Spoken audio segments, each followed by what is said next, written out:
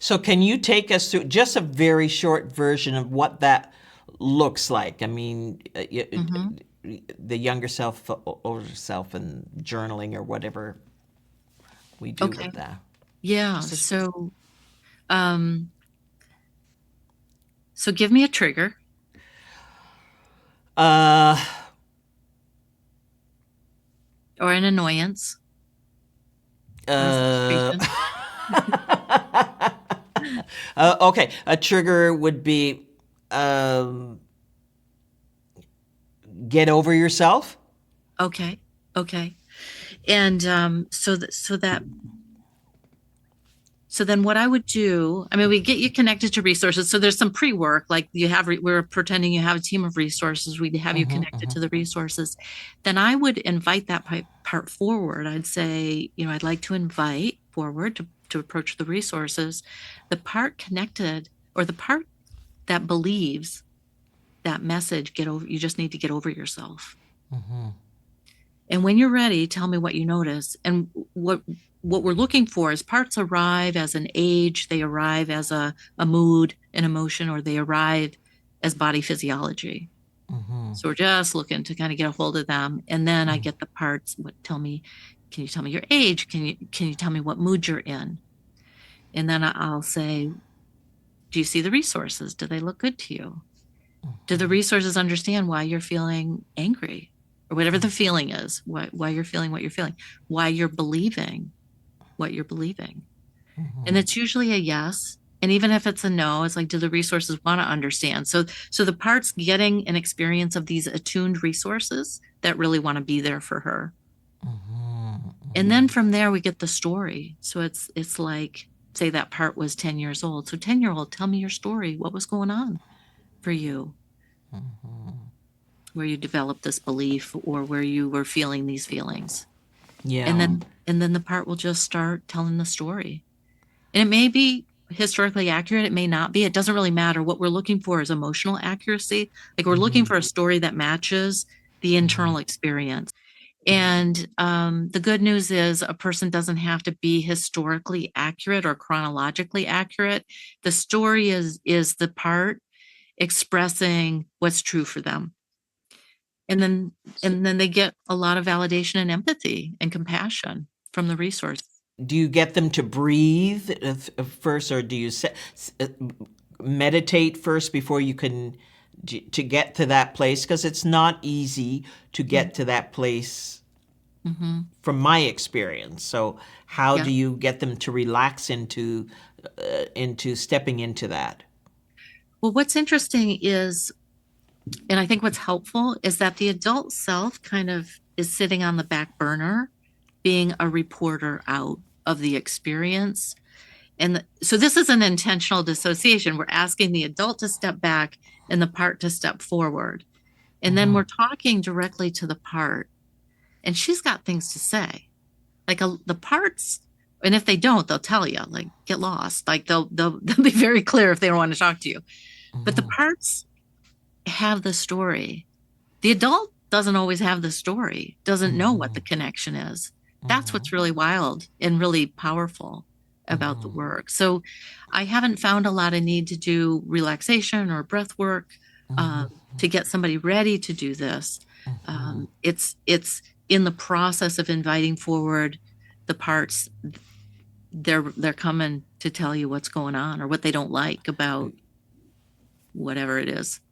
So when you work with someone or with couples, do you know which modality you want to use? I mean, it's uh, because it may not, which modality you're bringing in here, because you Yeah. have the EMDR, you have the deep, and I want to know what deep brain. Yeah, I'd love to talk about that. So, yes, I kind of do a little triage in my brain about so there's a differentiation that I make between trauma of bad things that happen and attachment wounding of good things that didn't happen. So, trauma processing can take out the bad stuff, but it can't put in the good stuff. It's really helpful to get the bad stuff out of there, but it doesn't help a person kind of recapture what they didn't get. So the needs meeting work or the ego state work is going to help with that, being able to install the positive through it's relational. It's a relationship with the resources where these parts begin to understand that they're loved and they're valued, they're safe now, those kinds of things that they didn't know, that they didn't experience when the person was growing up. So that's one distinction that I like to make.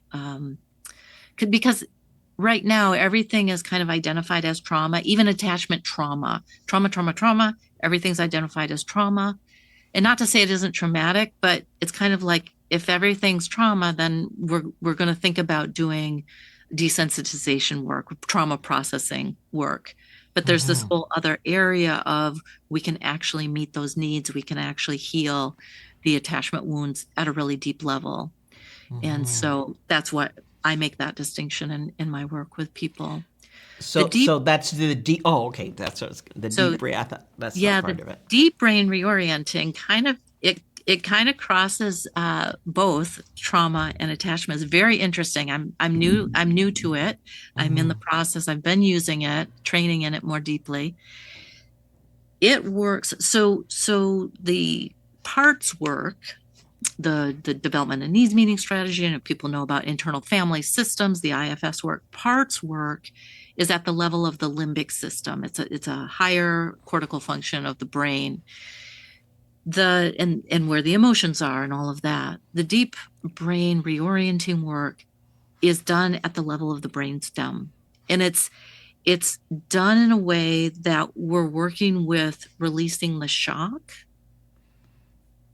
before the bad thing that happened. And that's more of it's not in the nervous system. So It's like say that again. Releasing the the shock, shock the shock. So before the before, actual yeah. trauma. Yeah. So there's an area of the brain called the superior colliculi. I'm not a brain scientist, so I may get some of this wrong. But so the brain stem has this area that has layers to it. The outer layer, as I understand it, is the layer that helps us pick up things like spiders and snakes and mice and like it's that we don't even see them before we sense them. And so the inner layers of that portion of the brain are more relationally astute and can pick up, like, when you've walked into a room and you should turn around and walk out really quickly. Or you go to somebody as a kid, say you're going to somebody who should scoop you in, and they don't. They either do something that's abusive or they do something that's neglectful or hurtful. That shocks the system because we weren't expecting it.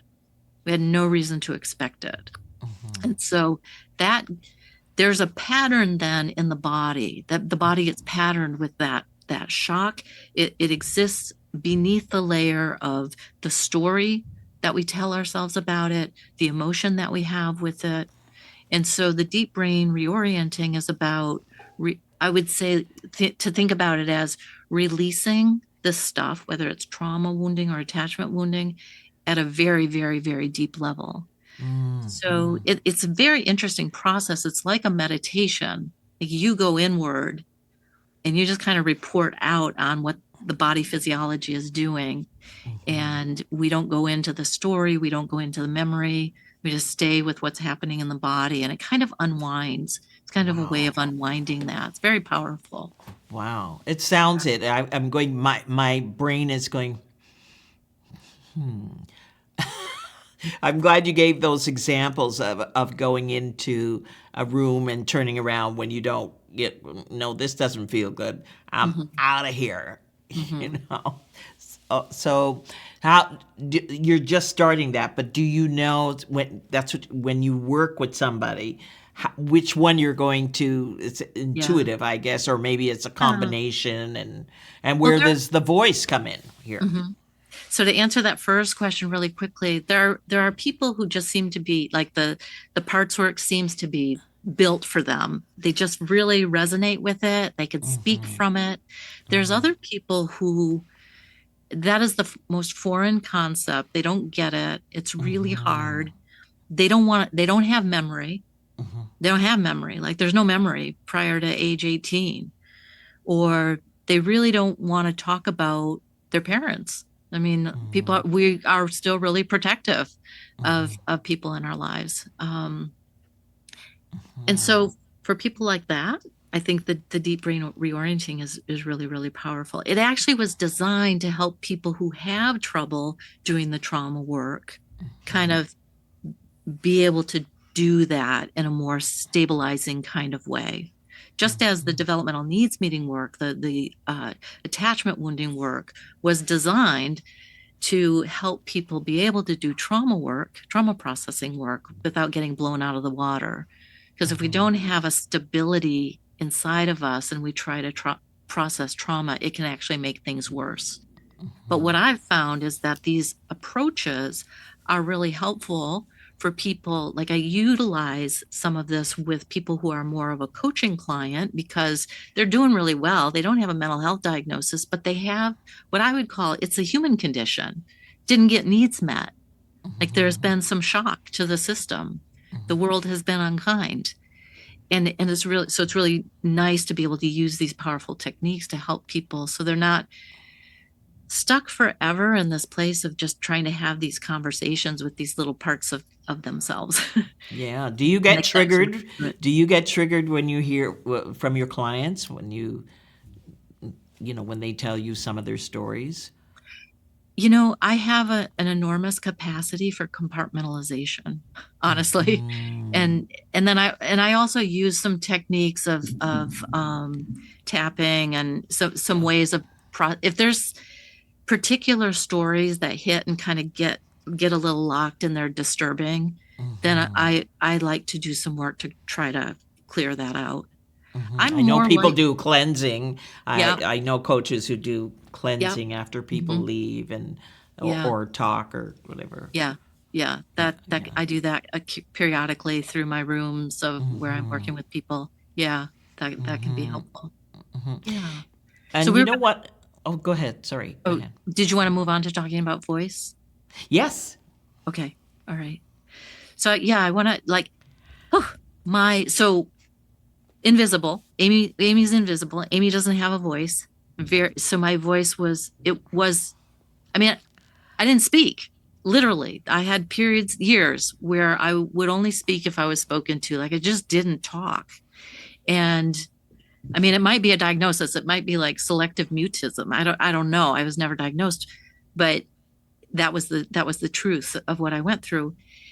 And as I grew and developed and learned and became a professional, like I needed to have a voice. And my voice was very monotone and very weak. And so one of the things I decided to do was, well, I will monetize this voice and I will learn clinical hypnosis. This is a very good voice I have for hypnosis. It's soft, people like it, they comment on it. It just had no power. So I couldn't be a really good leader, say in my workshops or in with a couple that was really fighting with one another. My voice was not going to carry the day with that. But funny, story is that like even in my workshops, I thought, well, I just need to get a speaker and an amplifier, and then people can hear me. But I quickly learned that amplifying a monotone voice It's really still does. It's still a a monotone voice. monotone It's just voice. louder. Yeah. Still painful to listen to, or boring, boring to listen to. So, and I was at this point in my career of really wanting to kind of like do some online programs, be bigger, do some bigger things, be in front of bigger audiences, things like that. And every time I got in front of a camera, it was like deer in the headlights.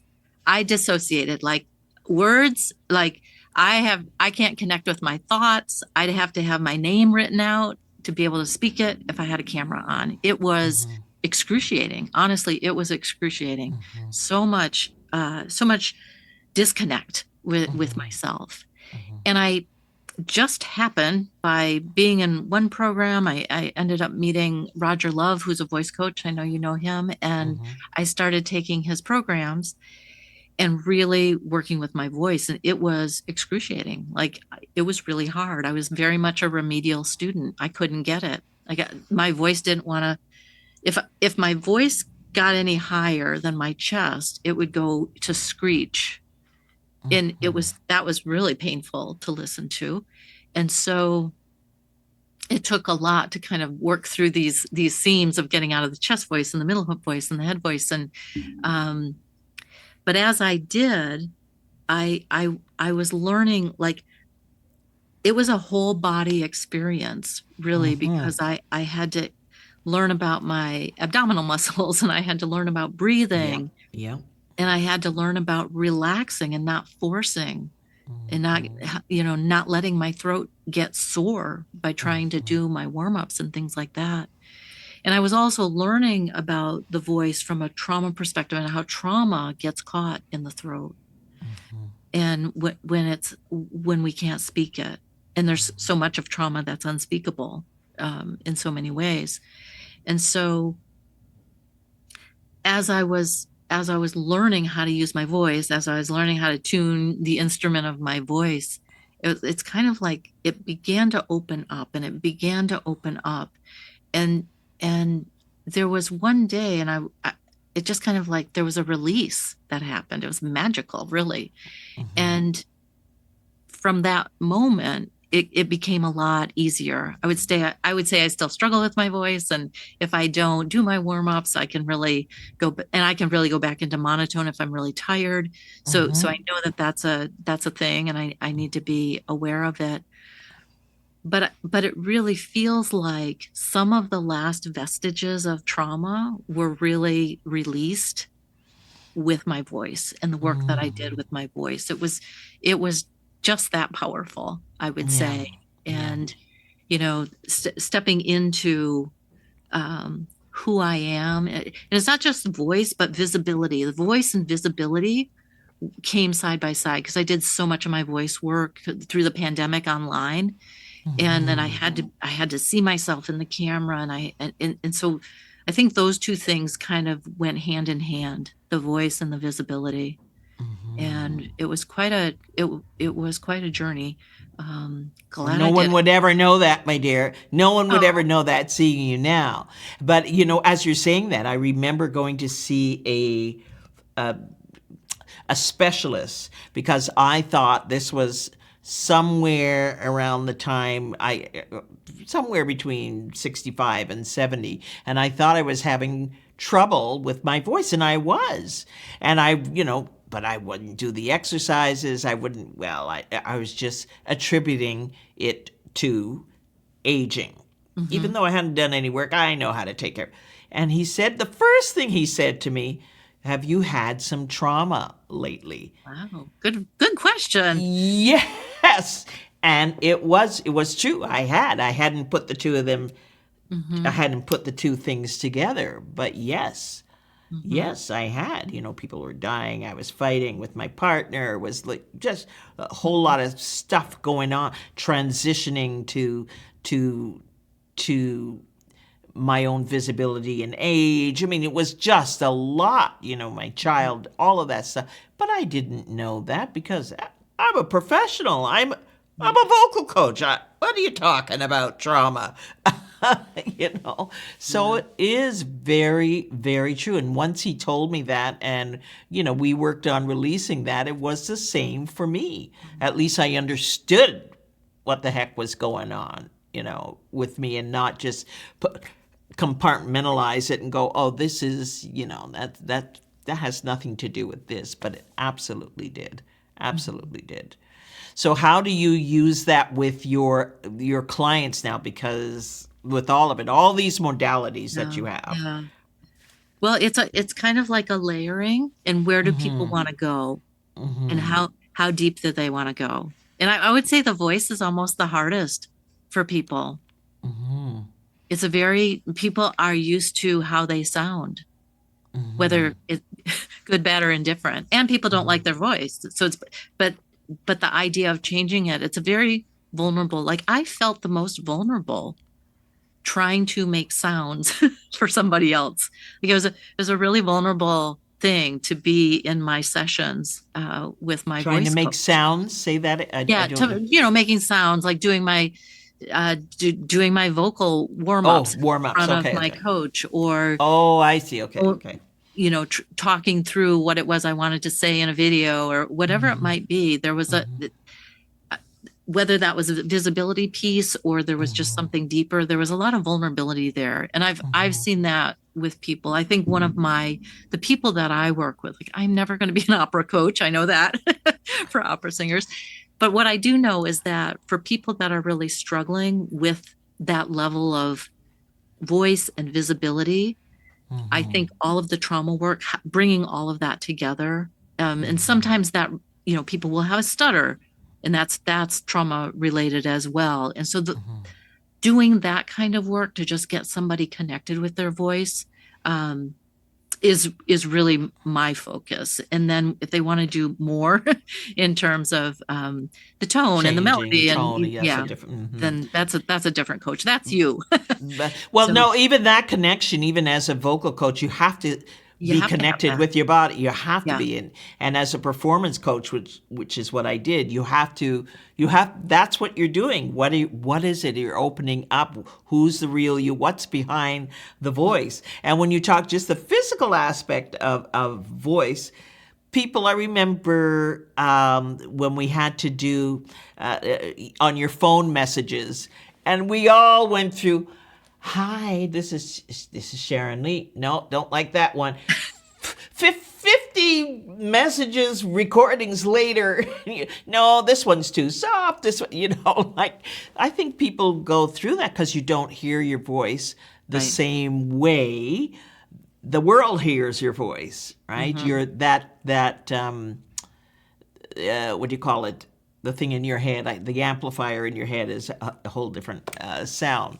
So, Hmm. but I love that you're able to use all of these things to support people because you've been through it. You're supporting yourself through that, and uh, I guess, do I say you're still working on your own transformation, or do you Always. feel, yeah, Yeah. I mean, yeah, I can't even recognize the person that I was. I, oh, my midlife crisis was at age 11. When I thought about my future, it was black. Like there was no future beyond 18. That's the depression I call it. Like that's what I was mm-hmm, growing up in. And I just held this little light for my athletics and my academics, and that did pull me through, and I got into college, and it was all it was very helpful to be able to get out of the place that I was living. mm-hmm. But yeah, it What was your best sport, by the way? well, I at 5'4", this is my most like amazing experience. At 5'4", I made the team at the University of Michigan for volleyball, which is like a What? very tall girl sport. Yes, yes, I played volleyball. I Yeah, I yeah. had a very good serve and I could play the back row pretty well.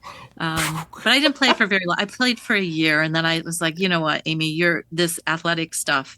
It's fun but you gotta Yeah. you gotta think about the rest of your life and your career. So um yeah. But I swam, I played basketball, I played softball, and then I played volleyball. And Mm-hmm. volleyball was in high school, we won the state championship at my Oh, school, and then cool. Yeah, yeah. yeah, and then I got on the team at the University of Michigan. So that was a lot of fun and just quite an honor. Just quite an honor to be on a team like that. And um, But that teaches you something too. Sports really teaches you discipline and a level of confidence that it's just sports does that for you. I don't know how long it lasts, but at the time, the discipline I found that I was able to carry through for a while after I left high school, for a while, and then I got unfocused and then refocused mhm, again. But I just a couple of more questions before we go. When you say you didn't speak for a while, what was that age line, Middle timeline? school. That would have been middle school, like sixth grade.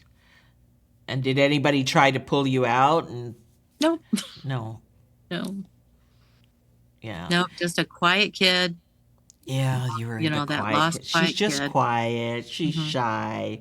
Yeah. Nobody goes deeper than that. And And teachers are. good. I was a good kid. So that was the other thing, So so you Oh, really get it. If you're a good kid, you really get ignored because it's the problem kids that yes. get attention. The ones acting up Mhm. another thing, the word trauma, and I'm bringing this up because I'm so concerned with labels now, because all of these kids with labels, when you work with people, are they labeling themselves as trauma clients, or is there another word? I don't know. These words kind of sometimes take up Yeah. space where they shouldn't. I agree. I agree. You know, it's interesting because again, early in my career, which would have been in the 80s, we didn't talk about trauma. And people, Mm-hmm. women especially who had been traumatized, were given personality disorder labels like borderline personality disorder when the real issue Mm-hmm. was they'd been traumatized Mm-hmm. sexually. Um, so it's been good to see the understanding of trauma because there's personal trauma, sexual abuse, physical abuse, the mental and emotional abuse, financial abuse, whatever it might be. There's that intergenerational transfer of trauma, and we know that that's a thing. And then there's societal trauma. And then there's like the United States right now that the government it actually has stated their goal in certain ways is to traumatize like the public servant sector or the rest of the world. I don't always know what they're always up to, but there's a desire to hurt people, which is crazy. And so here's what I think. I think there is a lot of trauma. I think we're seeping in it. If the whole idea of intergenerational transfer of trauma and that can go many generations and still have an impact, we all are in the soup because somewhere somebody's relative has been traumatized or has been in war or something. And Yeah. so I, I think what's unfortunate is the lack of understanding this differential between trauma wounding and attachment wounding and the the lack of understanding of that there are really pathways for deeper levels of healing. Mm-hmm. Mm-hmm. And it's when people kind of use the trauma label as their armor, their Yes. that's what's sad to me and unfortunate. Mm-hmm. As their armor, and so many kids being diagnosed with ADHD and Yeah. what. There's just the labels and Mhm. the I don't know, but we needed to have them to understand. Mhm. But it's like, okay, we have these labels. Can we let them go now and just treat the person? What have you got? Let's Mhm. see what you got. You Yeah. know, Yeah. because the armor, like you're saying, using trauma as an armor. So that is just my thinking at the Mhm. moment. But I want to thank you, Amy. You gave us so Oh, much. thank I'm you. glad I was able to pick your brain, and it's such a brain. But man, you're deep in it. We deep Mhm. in it. But we thank you because we need more people like you to be deep in it, to be out there in service and knowledge and growth, and to continue learning. And what do you want us to know about you? What do you want us to know?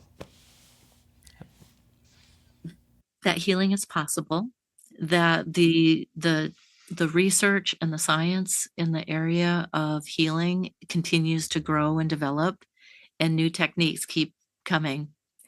And they're always getting another layer, like to go from the developmental needs meeting strategy, which I love and I teach, to understanding that there's something that helps the brain at a deeper level. which is the deep brain reorienting. And so all of these things are kind of adjacent. And it helps.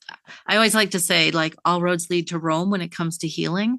And so these different things that are getting developed are, um, I don't know, it's like it's exponential in terms of what's really out there. We didn't even talk about somatic work and the body, and I there's know just, there's a lot. There's a yeah, lot. there's so But many ways maybe, in. So don't give up. Healing is yeah, possible, and don't healing is give up. possible. Yeah, you're not broken, you're becoming. Right.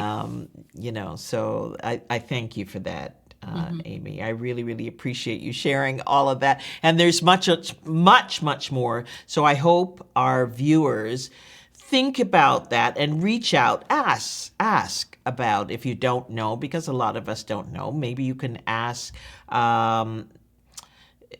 social workers or your teacher, or I don't know, listen to this over and over again and read. We didn't even get to your bookstore, but reading, because you're being an avid reader, that I'm sure helps a lot. Mhm. So reaching out in that way, uh, figuring figuring it out. But there's a lot out there that we can help ourselves with to understand, and then a professional. We thank you, Amy Blake. Thank you. All right, group, we'll see you next time. And thank you all for watching. And I know this was a powerful show for you. So just take your time, watch it over and over, put it on repeat. It's all good. Thank you, and I'll see you next time.